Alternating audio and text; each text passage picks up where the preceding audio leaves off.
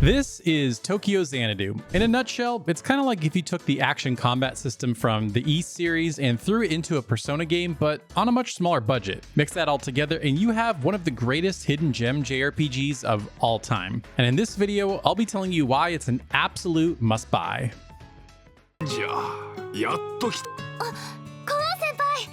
In the game, you play as Ko Tokisaka, a second-year high school student in Japan. He lives in the fictional town of Morimiya, which is supposed to be Tokyo, hence the name Tokyo Xanadu. Early on, he's a typical high school student working part-time jobs just to get by, but then on accident, he discovers another world thanks to his classmate Hiragi. It's known as the Eclipse, and characters are transported there via portals scattered throughout the city. Hiragi seems to know much more about this world than she initially lets on, and eventually Ko and her team up. Throughout the game, you'll recruit other fellow classmates to help you battle this other world and ultimately figure out why the worlds are crossing over. The mystery of the Eclipse is a really great hook to keep you playing and wanting to know more. There always seems to be some new piece of information or new twist about the Eclipse. This always kept me wanting to know more, and while the reasons for everyone teaming up can be a little contrived at times, ultimately that doesn't matter. What really matters in the end is how well this cast of characters meshes together. Everyone's personality is so different, and when they all get the opportunity to be together, they all shine in fun ways. Thankfully, each chapter does focus on one character before they join the party, so you really get to know them and their backstory. Although I would have liked for this new re-release on Nintendo Switch to have included English voice acting, that just wasn't in the budget. However, the Japanese voice acting is pretty quality and gets the job done. Now, one thing about the story that I didn't like from the original PlayStation 4 version and still don't like in this Nintendo Switch version are the side stories between chapters. Once you complete a chapter, you're then offered up side stories that you need to do before you can move on to the next part of the game. While it could be considered an interesting way to get to know characters in different ways, ultimately it always felt like a waste of time to me. I particularly hated the sections with the White Shroud. I guess it was supposed to create this sense of mystery and you're wondering who this character is, but in the end it doesn't really matter that much because for me it was all about the core cast of characters. And even though most of the side stories are about that cast, the side stories just didn't seem that interesting. Overall though, I really dug the story and this cast of characters. They're super fun and charming. I had my favorites and I'm sure you will as well, but I think the real star of the show here in Tokyo Xanadu is its variety of gameplay.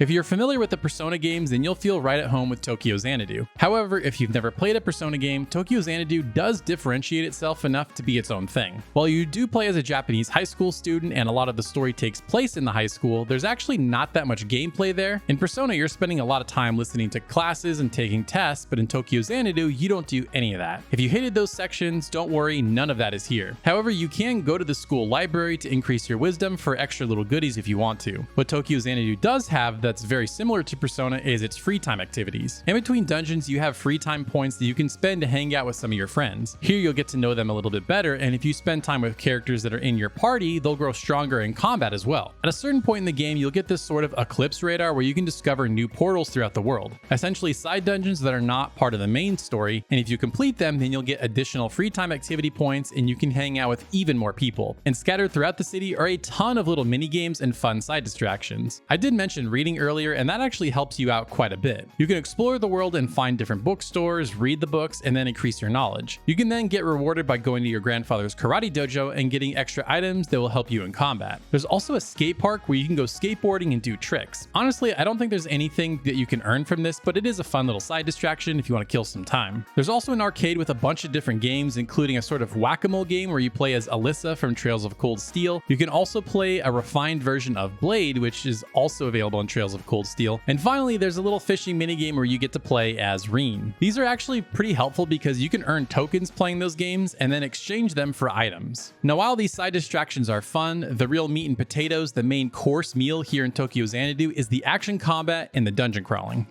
Every chapter has at least one main story dungeon, sometimes two, and before you even begin the dungeon, it tells you which types of enemies that will be there, or at least what enemies are weak to. Each main party member is assigned an element, and enemies in the dungeon are weak to that element. If you've played any of the recent Ys games, then you'll know that each character has a type of attack, and enemies are weak to particular attacks. So it's very similar here in Tokyo Xanadu. You'll have to build your team accordingly so you can be prepared for what's in the dungeon. At the beginning, obviously, you'll only have a few characters, so it won't be that much of a decision, but as the game game goes on and you build out your party, you're gonna have to really pick and choose who to bring into a dungeon, because sometimes there might be 5 different enemy types, but you can only bring in 3 different characters. But the actual dungeon crawling and fighting is where I truly fell in love with this game. The dungeons are fairly small and linear. There's not really a unique gimmick to each dungeon. You're kind of just going through it, going to the end, and then fighting the boss. However, there's never a down moment while you're exploring them. There's always enemies in your way to fight, boxes to break, items to collect from treasure chests, and because enemies are weak to different characters, you're constantly swapping between them so you can be the most efficient in combat. At face value, the combat itself might seem simplistic, but there's actually a lot you need to keep track of. Every character has a basic 3-hit combo, and you can kind of do a combo in the air as well, and you also have a ranged attack. However, that ranged attack has a meter that you need to either fill back up or just wait a certain period of time. There's also a variety of super moves that also have different meters that you'll need to wait to be filled up.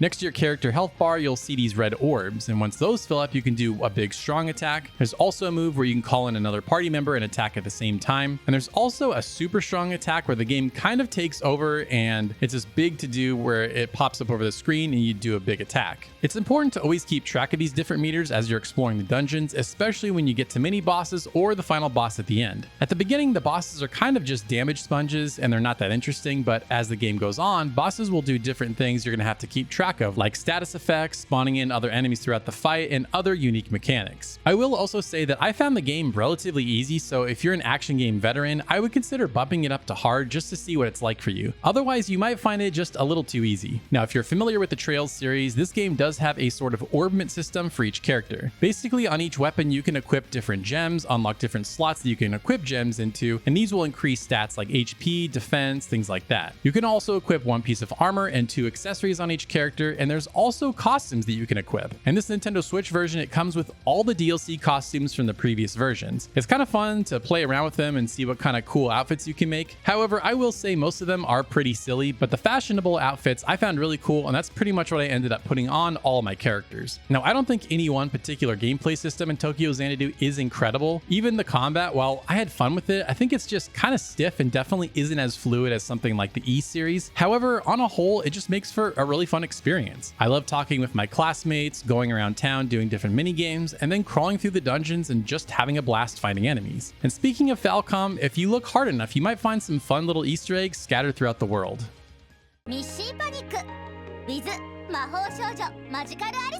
Now, I'll keep it real with you here. While I deeply love Tokyo Xanadu, it's not a looker by any means. Even back when it came out, it looked pretty dated, but in 2024, it just looks old. The character models don't quite look as good compared to other more recent games, the animations are pretty stiff, and overall the production value is just lacking. However, from a general performance standpoint, the Nintendo Switch port is actually really good. Fidelity-wise, it looks pretty crisp, outside of some minor aliasing issues where the edges of characters look a little jaggy, and as far as I can tell, it runs at a pretty solid 60 frames per second. That was the only thing I was worried about in this port, but even while playing in handheld mode, it never really came across as a problem. And the one cool thing about this version is that there's a high speed mode. This can be kind of odd for action games because it's going to be hard to dodge while you're speeding it up to like 200, 300%. However, I used it while exploring the world or backtracking through a dungeon, or to just get through dialogue faster. I always love when a game includes this option, but again, it is an option, so you don't have to touch it if you don't want to. Now, one area I do want to give particular praise to is the music. It's got a really cool, unique vibe to it. It's like this electro pop feel that I just really dug. Particularly the song that plays while you're exploring the city, I just love that song. And of course, because this is JDK Band, you can expect some pretty rockin' tunes during the dungeon crawling and boss fights. If you've been following my channel for a while, you know that I absolutely love this game, and I'm so thrilled that it gets a second chance at life with this recent Nintendo Switch version. This particular port is absolutely fantastic, and if you've never played Tokyo Xanadu before, this is probably the best version, not only because it has a high speed mode and all the DLC, but it also got a completely overhauled localization. It'll probably take you at least 40 or so hours to complete the game, and at a discounted price of only $50, I feel like this game is worth every penny. If you like Ys or the Persona series, or just want a really cool, unique JRPG that you've probably never played before, I highly recommend that you check out Tokyo Xanadu. It's an awesome game that I promise you won't regret playing. And if you want to hear about even more unique JRPGs that you won't regret playing, check out this video right here where I talk about 25 awesome looking upcoming indie JRPGs.